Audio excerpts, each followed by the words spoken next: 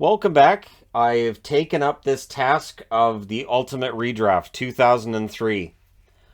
I don't know. Like 2003 is so we know who got picked by who, and the first two picks to me are kind of iconic. I mean, you think about it, really, right?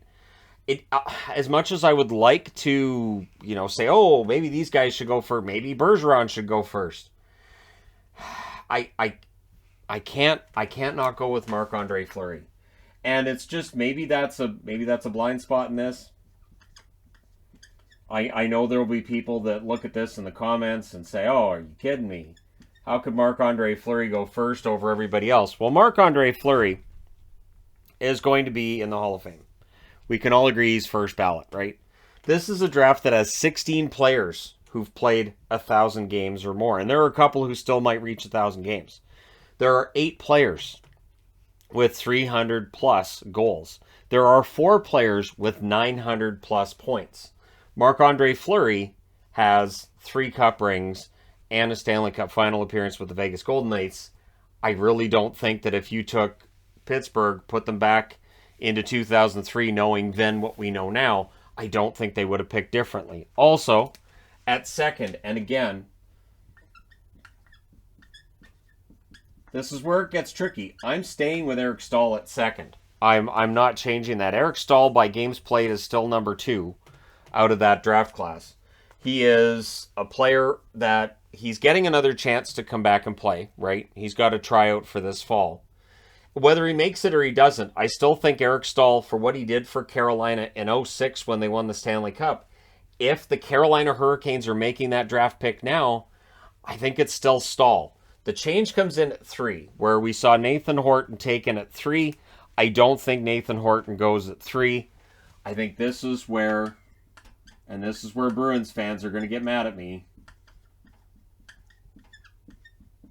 I'll say Patrice Bergeron goes at number 3 and goes to Florida. So that's in my honest opinion, I think Bergeron goes at 3. Now, has Bergeron had a better career than Staal? Yes, but I still think Eric Staal, Carolina would be taking based on the 06 run and some very good seasons he had there. This one's tough. This one's really, really tough. Then next we have Columbus. And again, I have to think over the entire career and what these guys have been able to do. Not necessarily just 1 year or 2 years. Entire career.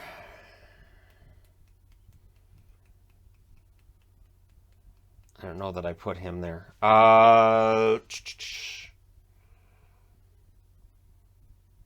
This is tough because again, there's so many really good players in this draft. It's, you know what? I'm just gonna do it.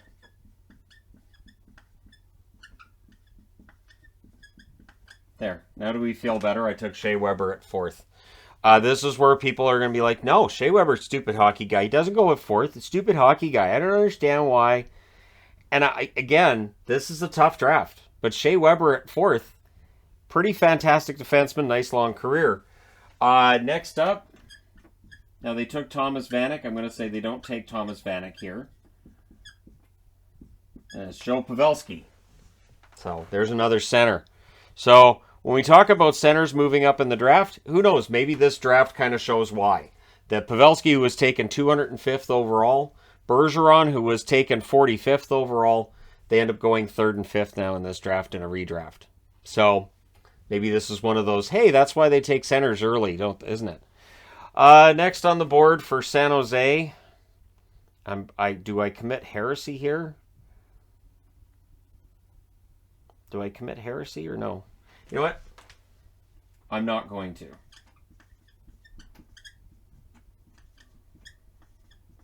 But Brent Burns isn't taken by Minnesota.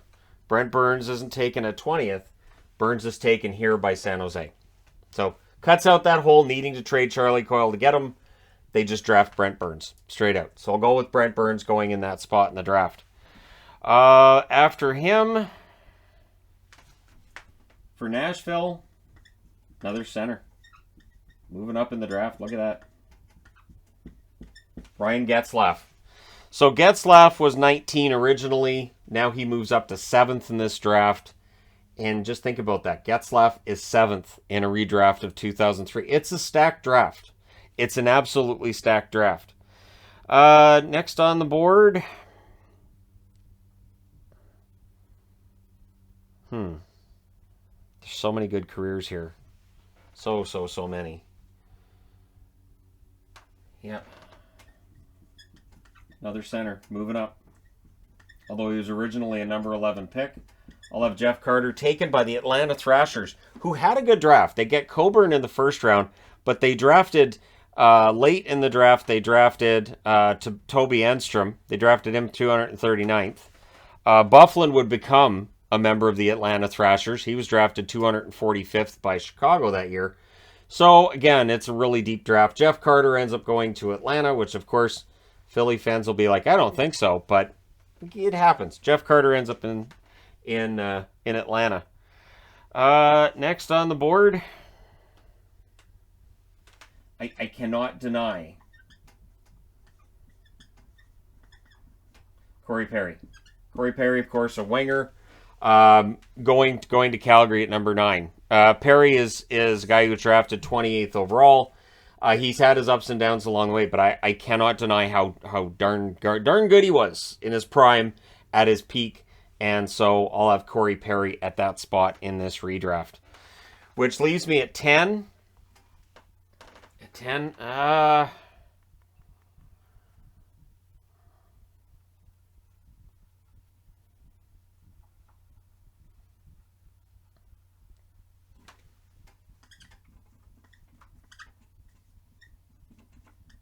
Ryan Suter, defenseman. So in the top 10, we've got 1, 2, 3 defensemen. How many of them are going to the Hall of Fame? I would say Burns and Weber. Yeah, Suter, outside chance. Weber and Burns probably get there, I would think. You guys can let me know in the comment section. But that's quite the top 10 for Ryan Suter to be in the top 10. Number 11. Oh, I already got Carter, so I got to cross him out. Number 11. Moving up from 12th.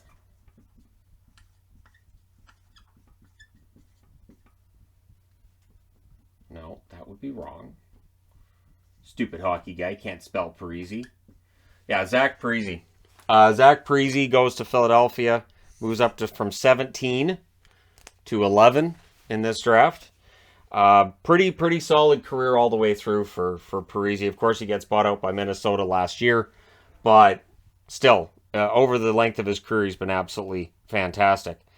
At 12th,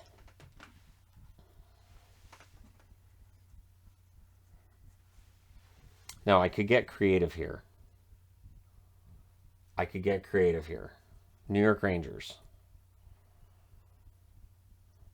Because, see, I'm almost up to 13, and at 13, Dustin Brown gets drafted by LA.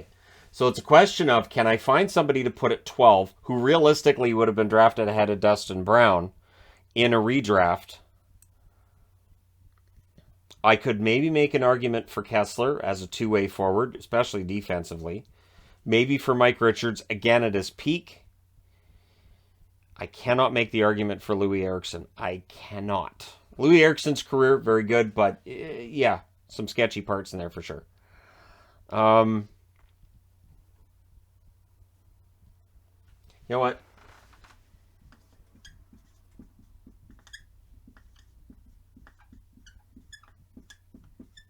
I know there are going to be people who disagree with me on this one, but Dustin Byfuglien, when he's motivated, and that might be the key, when he's motivated and he's you know, the beast that he is out there, he can play forward, he can play defense, he can do a little bit of everything.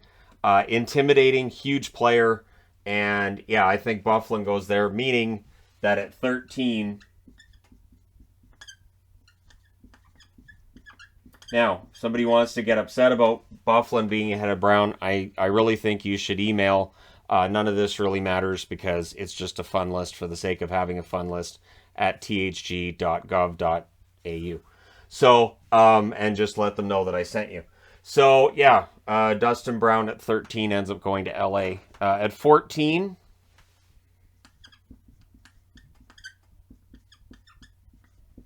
So the Canucks lose Kessler. Kessler in his prime, absolutely fantastic. I remember all the Canuck phrases of you can't spell Kessler or can't spell Selke without Kessler, and he really was one of the best two-way forwards in his prime. Body broke down on him and betrayed him. He had kind of a prickly personality. It's one way of putting it that I don't think helped either with him with the press and everything. But yeah, Kessler was good. Now the Islanders had a big miss in the first round. There were some misses in the first round. Hugh Jesseman being the last one to actually get into an NHL game, to have every single member of the 2003 class get into at least one game. Jesseman ends up playing 2 games, but Nilsson was drafted by the New York Islanders. There was a very rational, reasonable reaction to the drafting of Nilsson. I know there's YouTube reaction videos to Nilsson being drafted by the Islanders. But instead of Nilsson, doesn't actually show up on my paperwork here. I'm going to cross off Brown. Not that I'm going to draft him again or anything. So there were 2 Browns. I'm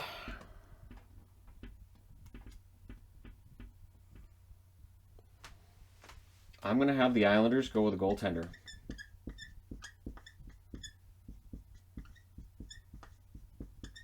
Yaroslav Halak. Halak, who went 271st in the draft initially. Yeah, he's going to move up. Yaro Halak ends up moving up to 15th, taken by the Islanders. If they had taken Halak at 15th, you still would have heard a rant about it, but it would have been borne out in time. Wouldn't have saved the job of the GM who made that pick by any stretch, but Halak, if he goes to the Islanders, you don't have the Montreal Miracle run of 2010 either. I'm basically destroying history with this redraft, and people should understand that in some alternate dark universe, this is how the draft turned out, and there's nothing that can be done about it. The multiverse is really a thing. Next up, I'm going to go with, for San Jose, I'm going to go with another defenseman. Yeah, I knew this was the better marker. Dion Phaneuf. Dion Phaneuf, known for having a very expensive contract, but it overshadows the fact that he was a pretty good goaltender. He was an excellent goaltender. Defenseman, no, he was a very good defenseman in his prime. I think what hurt Phaneuf was he set the bar so high when he first came into the league, he himself could not reach that again. So he set it too high for himself, and it cost him in the end. So for Phaneuf, I'm going to have him drafted by San Jose at that point in the draft. Next up for New Jersey, I think I'm going to have New Jersey draft who they... Nope, I can't. He's right there. He's right up here. He's at 11, Shannon. Pay attention to yourself. Richards is tempting at this point, but...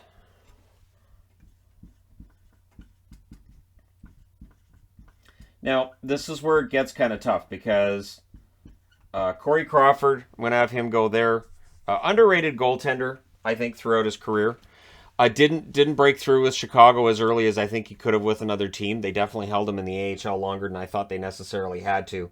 But of course, for New Jersey in 2003, they had Marty Brodeur. They didn't need a goaltender. But Corey Crawford, to me, his body of work, the cup rings and all that, I think it warrants him being selected in this spot. And then New Jersey'd have a wonderful problem for themselves where they'd have a legit goaltender backing up Brodeur. And who knows, maybe he cut back his games a little bit.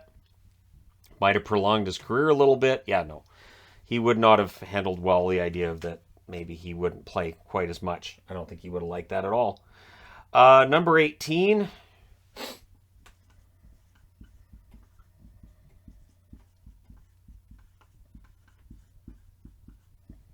Before injury befell Brent Seabrook. Good defenseman, good career.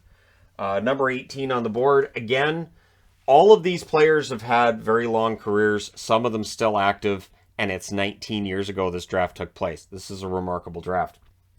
Seabrook at 18 really kind of, exemplifies that. At 19, I know the end to his career wasn't as highly thought of as the start to his career, but pretty sure Richards was a center as well. Mike Richards has to go at 19. Just based on his body of work. Again, I would go with Richards at that point. For number 20,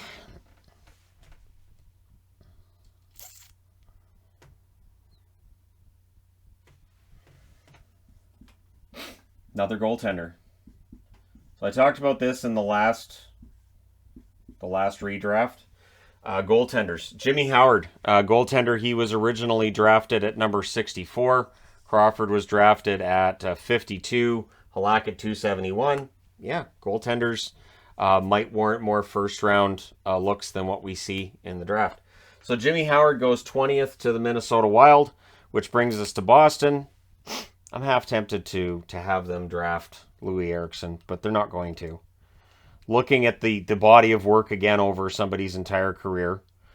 Yeah, I'm going to go with somebody that they would sign later at the end of his career. Winger David Backes. So I'll go with Backes for the Boston Bruins at 21, which again underscores just how strong and how deep this draft really is. At 22,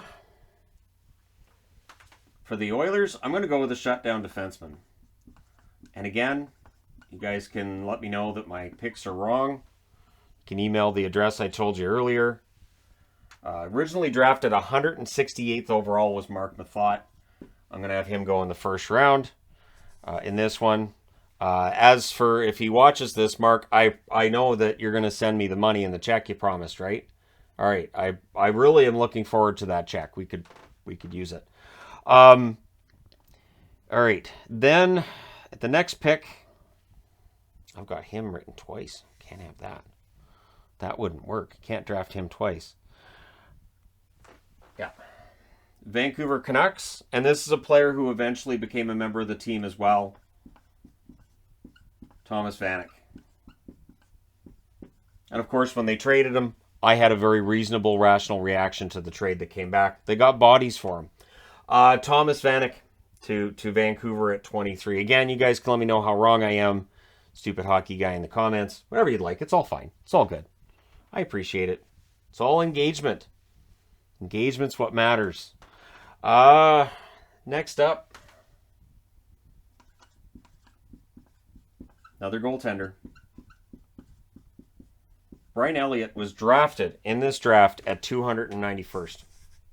So, moving up to the first round, bit of a surprise. So I have the Flyers taking Brian Elliott and Zach Parise in this draft. Not bad. Now remember, the Flyers have had goaltending issues. Has Elliott played for Philly? Elliott's been through a lot of teams, so I legit am asking the question because he has played for a lot of teams at this point. One or two could slip through that I've forgotten he played for. But yeah, Elliott I have going to Philadelphia, so another goaltender off the board. Next up, for Florida,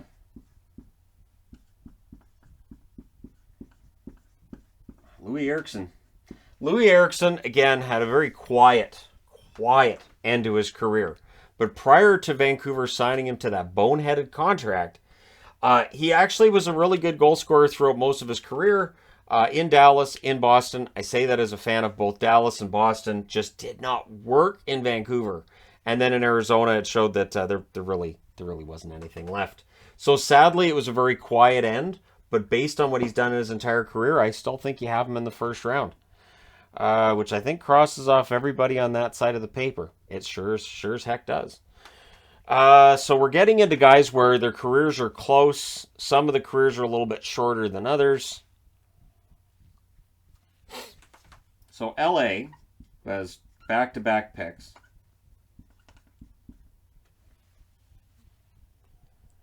Yeah. Originally drafted at 6th by San Jose, Milan Mahalik drops to 26th to the LA Kings. So with Mahalik off the board, the LA Kings can then run right back up there and draft who they originally drafted at 26th. Brian Boyle's been in the league a long time. Has never been like a big scoring winger, or big scoring center, I should say. Put center on the board and said winger. These things happen, stupid hockey guy. But yeah, Brian Boyle's had a very good career. Good face-off guy, good hired gun.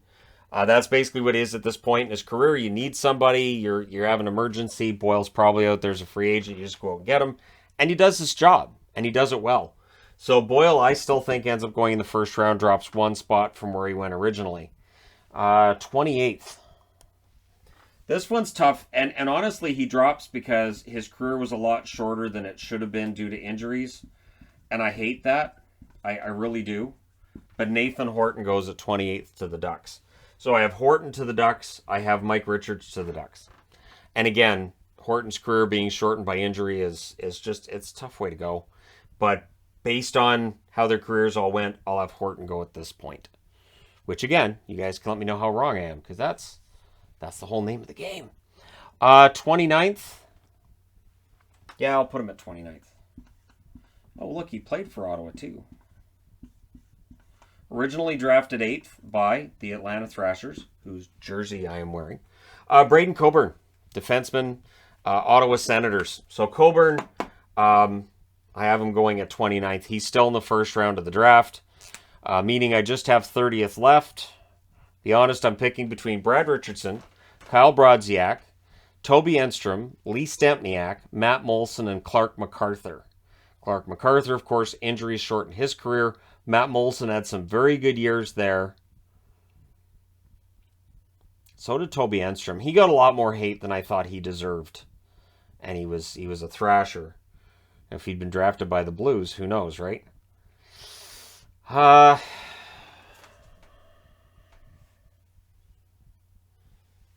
Yeah. So in the comment section below, let me know who you would have picked. I'm taking Enstrom. Toby Enstrom, defenseman, with that pick. And so there you go. You got your whole 30.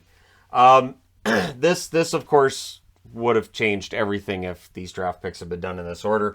I cannot imagine the Bruins without Patrice Bergeron. I cannot imagine San Jose's last 20 years if they had never had Pavelski. And I cannot imagine how the Ducks would have fared without Getzlaf. In this one, the Ducks end up with Horton and Richards. It's not Getzlaf. It's not Perry. Perry ends up in Calgary. So yeah, I would say the Ducks hit that one out of the park. That draft was absolutely a home run for the Anaheim Ducks. But let me know your thoughts in the comment section below as always. Don't forget to hit like and subscribe. If you're browsing your way through, you just happened upon this video. Thank you guys so much for watching, for all your support. I will talk to you again soon.